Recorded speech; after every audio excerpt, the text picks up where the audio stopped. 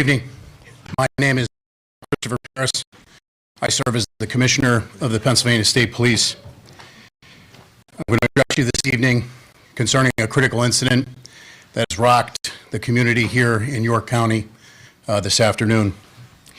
The incident occurred in Codorus Township, York County.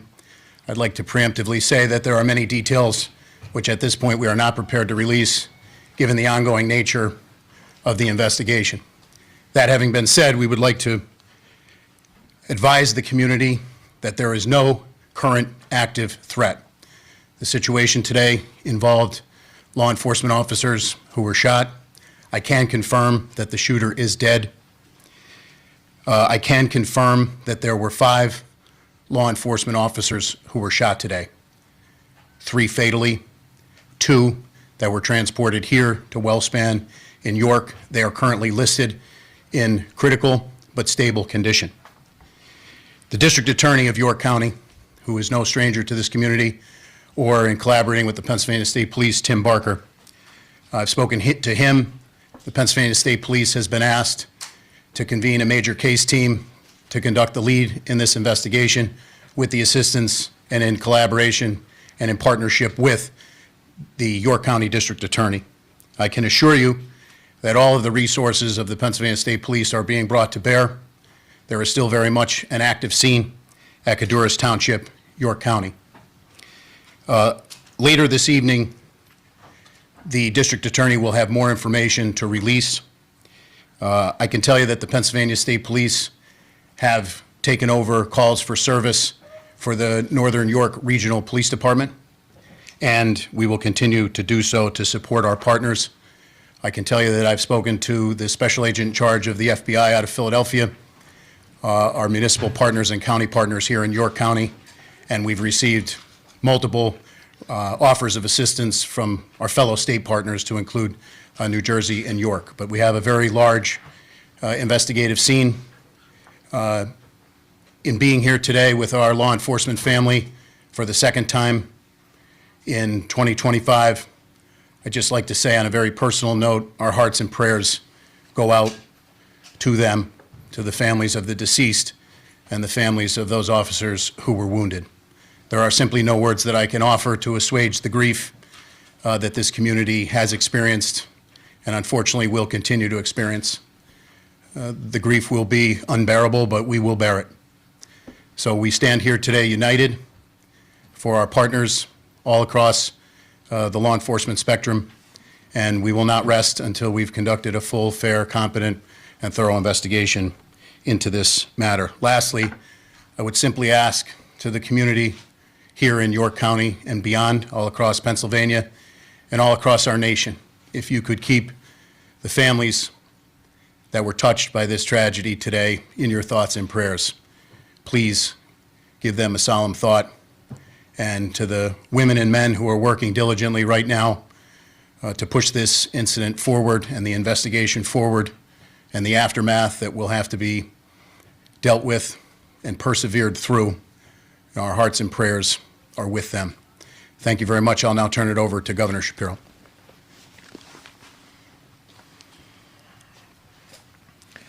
This is an absolutely tragic and devastating day for York County and for the entire Commonwealth of Pennsylvania.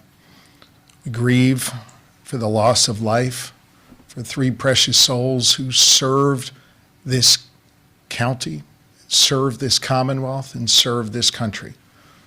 And we continue to pray for the full recovery of those who are dealing with their wounds. This, of course, is on the heels of just a few months ago when we lost another York County son, Officer Duarte, who again gave his life in the line of service. I had the opportunity with the Lieutenant Governor and with Senator Phillips Hill, Representative Grove, and your 3 county commissioners to spend some time with the families of those who have been impacted by this violence today. I think it's important for you to know that these families who are dealing with, they're grieving right now and they're suffering right now, took time to tell us how proud they were, how proud they are, pardon me, how proud they are of their loved ones who put on a uniform to keep us safe. It's an extraordinary thing that these law enforcement families do. They support the individual who puts on the uniform and runs toward danger. They're there for them when they leave in the morning, and they pray throughout the day that they will come home at night. So I hope as this community comes together, as I know it knows how to do, and prays, that we think not just about those who wear the uniform, but those who stand behind and next to those who wear the uniform every day. These families are extraordinary, and I hope you'll join me in prayer for them. I had some time to spend with the law enforcement who are gathered here today, who ran here because they knew that their brothers in uniform were in danger or their lives were cut short. And I'll just share with you what I told them. The entire Commonwealth of Pennsylvania respects them, and we have their backs. And we so appreciate the work that they do every single day when they go out to keep us safe, when they go out to protect our freedoms and our rights. This is something that, sadly, we only tend to share in times of tragedy. I think it is important that this Commonwealth knows that every day we appreciate those who put on the uniform and those who keep us safe. There are others here at WellSpan who wear different kind of uniforms. And I want to say thank you to the doctors, to the nurses, to the staff here at this extraordinarily wonderful healthcare institution that sadly has seen too much trauma, but thanks to their extraordinary talents and their dedication to their neighbors, they're able to help people get back up on their feet. That's what you did today for these two brave souls who put on a uniform to keep us safe. And so we appreciate those of you who don the white coat and the scrubs, those of you who support the work that they do. You truly are wonderful people, and we appreciate you very, very much. I want to let you know that Attorney General Pam Bondi reached out directly to me and shared with me that we have the full support of the federal government. I know, as Colonel Paris indicated before, he has spoken to the lead of the FBI here in this region.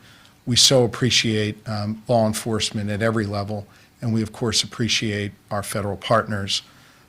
General and I worked together when I was Attorney General here in Pennsylvania. She was the Attorney General in Florida. It meant a lot to me that she reached out to offer her support and her prayers for good people of Pennsylvania. Here's the last thing I want to say, and I'll turn it over to the Lieutenant Governor. This kind of violence isn't okay. We need to do better as a society.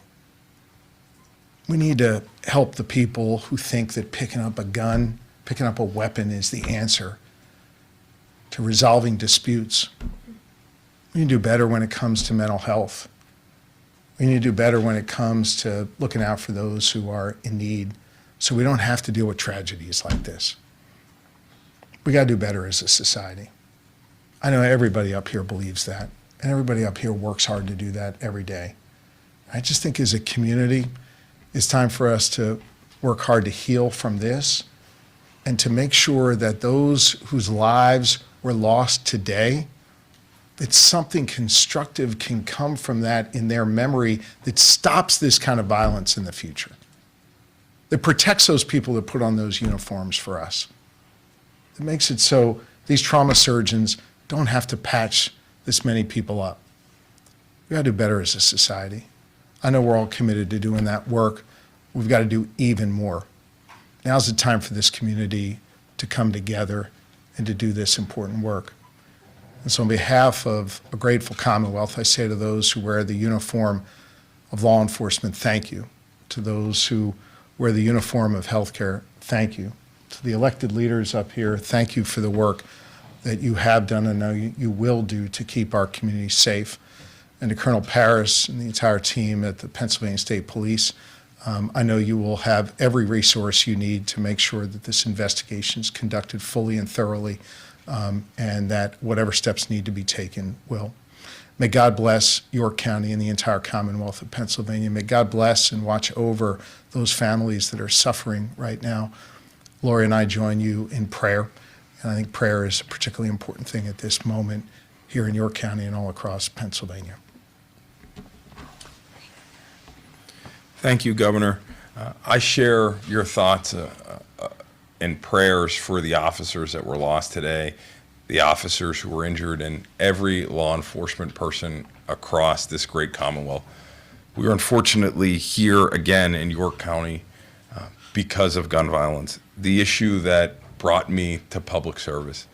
I want everyone to know today is not just a devastating day for this community in this region, it's a devastating day for our entire Commonwealth. My wife Blair and our entire family join in the prayers of, I believe, 13 million Pennsylvanians who are praying for the officers and their families today. You know, we ask a lot of police officers in our communities, and they always run towards danger. I think we all have a responsibility to continuously do our part to make our community safer. I know I'm going to continue to do my part, and we are consistently grateful for the commitment and the sacrifice that our law enforcement officers make. We're grateful for the healthcare professionals who run towards danger to aid folks in their time of need, and we're so grateful for the work that they've done today. It's my pleasure to introduce Dr. Carney from WellSpan Health, who will provide an update from the medical perspective. So we received 2 gunshot wound victims from the scene. We immediately took them to the OR. They are both in critical but stable condition currently. Trauma centers are a resource for the community. We're here when you need us, and we enjoy the support of both the local government, state government, and our administration. Thank you.